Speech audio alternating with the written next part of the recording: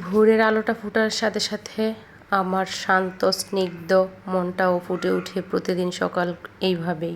সকালবেলার এই ভোরের আলোটা যে কতটুকু ভালো লাগে যারা সকালবেলা ঘুম থেকে উঠতে পারে তারাই জানে। অবশ্য আমি প্রতিদিন সকালবেলা ঘুম থেকে উঠতে পারি না, তাই আমি এই সময়টা খুব মিস করি। তবে যেদিন উঠতে পারি সেই দিন কিন্তু খুব উপভোগ করি। তো নমস্কার বন্ধুরা, কেমন আছেন সবাই? আশা করি সবাই খুব ভালো আছেন আর আমিও খুব ভালো আছি। তো দেশ এবং দেশের বাহির থেকে যারাই আমার ভিডিওটা দেখছেন তাদের সবাইকে পরিস কিচেন ব্লগে স্বাগত। আজকে আমার চ্যানেলটিতে যারা নতুন এসেছেন তাদেরকে বলবো প্লিজ একটি লাইক দিয়ে চ্যানেলটিকে সাবস্ক্রাইব করে চ্যানেলের পাশেই থেকে যাবেন। আর যারা কিনা আমার পুরনো বন্ধু আছেন প্লিজ লাইক দিয়ে ভিডিওটি কন্টিনিউ করবেন। সবাইকে অসংখ্য অসংখ্য ধন্যবাদ আমার চ্যানেলটির পাশে থাকার জন্য। তো বন্ধুরা, আমি ভিডিওটি সকাল থেকে শুরু করেছিলাম। তো ঘুম থেকে উঠেই সকালবেলা যা কাজ থাকে আর কি, ঘর পরিষ্কার, বিছানা পরিষ্কার, সেই সব কিছুই এখন আমি করে নিব। এই তো বিছানাটা একদম এলোমেলো হয়ে আছে। আমি, আমার মেয়ে, আমার শাশুড়ি মা, আমরা তিনজন এক খাটেই ঘুমাই। যেহেতু আমার হাজব্যান্ড প্রবাস থাকে সেহেতু একা ঘুমাই না, শাশুড়ি মা আমাদের সাথেই ঘুমায়। তো বলতে গেলে আমার রুমটা পড়েই থাকে, আমি আমার শাশুড়ি মার রুমে এসে ঘুমাই। আর আমার মেয়ে, আমরা তিনজন, ঘরের ফ্যামিলি মেম্বারও তিনজনই বর্তমানে, তো একসাথেই ঘুমিয়ে যাই। আমারও একটু ভয় ভয় লাগে, তো আমি আমার শাশুড়ি মার সাথে সবসময় ঘুমাই। তো যাই হোক, এইখানে আমি বিছানাটা তো উঠে নিচ্ছি।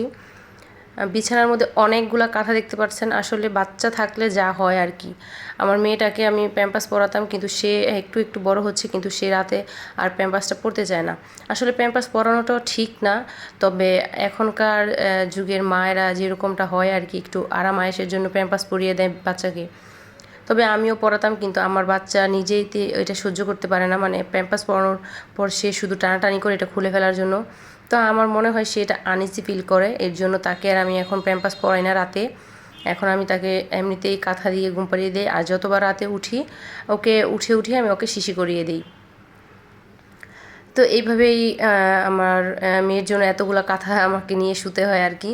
তো যাই হোক, আমি বিছানাটাকে ক্লিন করে নিলাম। বেডটা ক্লিন থাকলে আসলে মনটাও খুব ভালো লাগে। তো আমি ঘুম থেকে উঠে সবার আগে চেষ্টা করি বিছানাকে একদম পরিপাটি করে রাখার জন্য। এমনিতে আমার বিছানা পরিপাটি থাকে না, যেহেতু আমার বাচ্চা ছোট, সে একটু পর পর গিয়ে এটা ফেলে দেয়, ওটা ফেলে দেয়, মানে এরকমটাই তার সারাদিন চলতে থাকে। আমার ভিডিওতে আপনারা দেখতে পারবেন যে আমার ভিডিওতে আমি কত ধরনের দুষ্টামি সে যে করে সেগুলো আমি একটু একটু করে শেয়ার করি। তো যাই হোক, বাচ্চা থাকলে এরকম করবেই, সব জিনিস এলোমেলো করে ফেলে।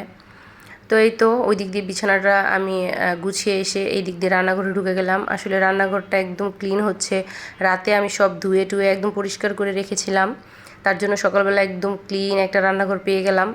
তো আমি এখন রুটি বানাবো, তার জন্য রুটিটা আমি ছাউনি দিয়ে দিলাম।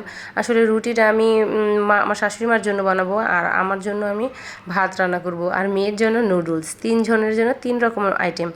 আমার রুটিটা আসলে প্রতিদিন ভালো লাগে না, এর জন্য আমি আজকে ভাবলাম যে আলু সেদ্ধ দিয়ে ভাত করি আর শাশুড়ি মার জন্য রুটি বানাই।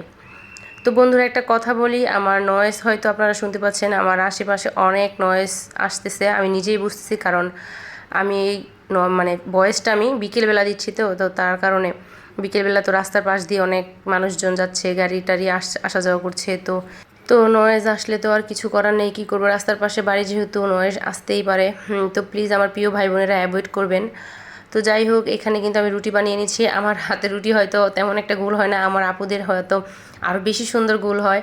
তো কি করব বলো, যতটুকু পারি ততটুকু চেষ্টা করি করার জন্য। আর এই যে এখানে দেখো আমার মেয়ে আমার সাথে কি দুষ্টুমি করতেছে, সে নাচানাচিও করতেছে, বেলুনের সাথে সাথে সে নাচানাচি করতেছে। তো এখন আমি ভয়েস দিচ্ছি, এখন আমার অনেক হাসি আসতেছে, কি করব। তো বন্ধুরা, প্রতিদিনকার নিত্যকর্মের কাজগুলোই তো আপনাদেরকে আমি দেখাই। তো এখনও বলবো যারা প্লিজ একটি লাইক দেন নাই, অবশ্যই লাইক দিয়ে দিবেন। তো এখন আমি রুটিগুলোকে ভেজে নিব, আর ওই পাশে কিন্তু আমি আলু বসিয়ে দিয়েছি হাঁড়িতে কিছুটা। তো ওই আলুটা সিদ্ধ হচ্ছে আর এদিক দিয়ে আমি রুটিগুলো ভেজে নিই। তো বন্ধুরা, যে কথাটা বলতেছিলাম, আসলে আমার থাম্বনেলে হয়তো আপনারা দেখতে পেয়েছেন যে প্রবাসী স্বামীর এত টাকা তবুও কেন কিপটামি করি। আসলে প্রবাসীদের ব্যাপারটা কিন্তু অনেকেই বুঝে, আবার অনেকেই বুঝে না। প্রবাসীরা কিন্তু অনেক কষ্ট করে, যতটুকু টাকা ইনকাম করে অনেক কষ্ট করে, প্রচণ্ড কষ্ট করে। আমি আমার নিজের হাজব্যান্ডকে দিয়ে বুঝি, সে আসলে সকালবেলা ঘুম থেকে উঠে কাজে যায়, কাজের থেকে এসে আবার দুপুরে রান্না করে, তারপর উনি খাওয়া দাওয়া করে একটু রেস্ট নেয়, তারপর রেস্ট নেওয়ার সময়ও থাকে না মাঝে মধ্যে। তারপর আবার তাকে কাজে যেতে হয়, ওইখানে যাওয়ার পর রাতে এসে আবার রান্না করতে হয়, বা আগে রান্না করা থাকলে সেটাকে গরম করে খেতে হয়। তারপর নিজের যত কাজ আছে নিজের একারই সব কিছু সামলাতে হয়। দেখুন আমরা মেয়েরা কিন্তু আমাদের নিজেদের নিত্যকর্মে যে কাজগুলো, রান্না বাড়া, খাওয়া দাওয়া, এইগুলাই করে আমরা একদম হাঁপিয়ে যাই। আর তারা ইনকামও করছে, বাহিরের কাজও করছে, তারপর তাদের নিজেদের যে কাজগুলা, অবশ্য প্রিয় মানুষগুলো কাছে থাকলে হয়তো এতগুলা চাপ তাদের নিতে হতো না, কিন্তু কি করার, প্রবাস নামক মানে জেলখানাটা হয়তো নিজের উপরেই সব কিছু পড়ে। তো কি করব আপু, সেটা বুঝতে হবে অনেক আপুদেরকে, যে আমার হাজব্যান্ড কতটুকু কষ্ট করে বাহিরে থেকে। অনেক আপুরা আছে ভাবে যে হাজব্যান্ড বিদেশ থাকে, তা হয় তার জন্য মনে হয় হাজব্যান্ডের যত টাকা আছে উড়াবো, খাবো, তারপর সব টাকা মানে খরচ করে ফেলবো। এরকমটা আমি ভাবি না, কারণ আমার হাজব্যান্ড অনেক কষ্ট করে, অনেক কষ্ট করে, সেই কষ্টটা যাতে এরকমভাবে উড়িয়ে না দেয় সেই চিন্তাটাই করি। একটা সময় এসে কিন্তু প্রবাসীরা বাংলাদেশে এসে তাদের একটা কাজ মানে পেতে অনেকটা কষ্ট করতে হয়, বা কেউ একটা ভালো কাজ পায়, কেউ পায়ও না। যাদের পুঁজি আছে তারা হয়তো একটা ভালো ব্যবসা দেয়, যদি ভালো ব্যবসা দেওয়ার পরেও অনেক সময় আছে লস খেয়ে যায়। তো আমি বলবো যদি বাড়িঘর করার হয়, বাড়িঘর করে কিছু টাকা একটু হিসাব করে চলে হলেও মানে রাখার দরকার। কিপটেমি বলতে আমি হয়তো থাম্বনেলে বলেছি যে কিপটেমি করে চলে, আসলে কিপটেমি না, একটু হিসাব করে চলাই ভালো।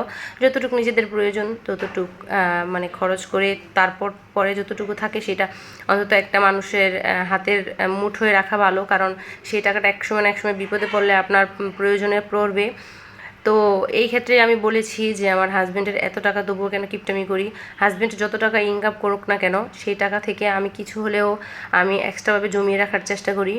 যেহেতু আমার হাজব্যান্ড প্রবাসী, সেহেতু সে কোনো একদিন বাংলাদেশে এসে একটা ব্যবসা হোক বা যে কোনো একটা কাজ হোক করবে, তখন কিন্তু তার টাকার প্রয়োজন। তো সেই জিনিসটাই কিন্তু একজন প্রবাসীর স্ত্রীর হিসেবে বুঝতে হবে যে আসলে আমার হাজব্যান্ড যত টাকা ইনকাম করে সেটা যদি আমি শেষ করে ফেলি, সব টাকাই খরচ করে ফেলি, তারপর আমি যখন আমার হাত খালি হয়ে যাবে, তখন আমার হাজব্যান্ড যদি বাংলাদেশে চলে আসে, তখন আমি কি করব, কোথায় হাত পাতবো? সেই জিনিসটাই চিন্তা ভাবনা করেই কিছু টাকা জমিয়ে রাখা ভালো। তো আমি আসলে কিপটেমি করি না, কিন্তু থাম্বনেলে হয়তো বলেছি কিপটেমি করছি। যাই হোক, কারণ হিসেব করে চলি, এটাই স্বাভাবিক। আমার প্রয়োজনের বেশি আমি কখনোই এটাকে একেবারে মানে টাকাটাকে শেষ করে ফেলি না, কিছু টাকা জমিয়ে রাখি বা হাতে কিছু টাকা রেখে দেই। তো এইভাবেই চলাফেরা করি, যেহেতু আমরা মহিলা মানুষরাই বাজার সদাই করি, প্রবাসীদের বউ হিসেবে বলছি। তো সেহেতু আমাদের হাতে কিন্তু টাকা পয়সা কম বেশি থাকে, তো সেখান থেকে আমি চেষ্টা করি কিছু কিছু টাকা রেখে দেওয়ার জন্য। তো যাই হোক, একটু হলেও প্রবাসীদের বউদের এই কষ্টটা বুঝতে হবে যে আমার হাজব্যান্ড কতটুকু কষ্ট করে, আর সেখান থেকে যদি সব টাকা আমি খেয়ে একদম নষ্ট করে ফেলি বা উড়িয়ে নষ্ট করে ফেলি, তাহলে কি হবে বলেন? কিছু টাকা অন্তত জমিয়ে রাখতে হবে। আমার কথাগুলো হয়তো যারা প্রবাসীর বউ, যারা তারা হয়তো কিছুটা হলেও বুঝতে পারবেন। তো বোনরা, অনেক কষ্ট করে আমাদের হাজব্যান্ডরা টাকা পয়সা ইনকাম করে, সেই টাকা থেকে কিছু টাকা জমিয়ে রাখতে হবে, যাতে পরবর্তীতে বিপদে পড়লে সেই টাকাটা বের করে দেওয়া যায়। এটাকে কিপটেমি বলে না। তো যাই হোক বন্ধুরা, আমি আপনাদের সাথে অনেক কথা বলে ফেলছি, কথা বলতে বলতে ঘরের কাজও শেষ করে ফেলছি। তো এই পর্যন্ত আমার ভিডিওটা, আপনারা সবাই ভালো থাকবেন, নমস্কার।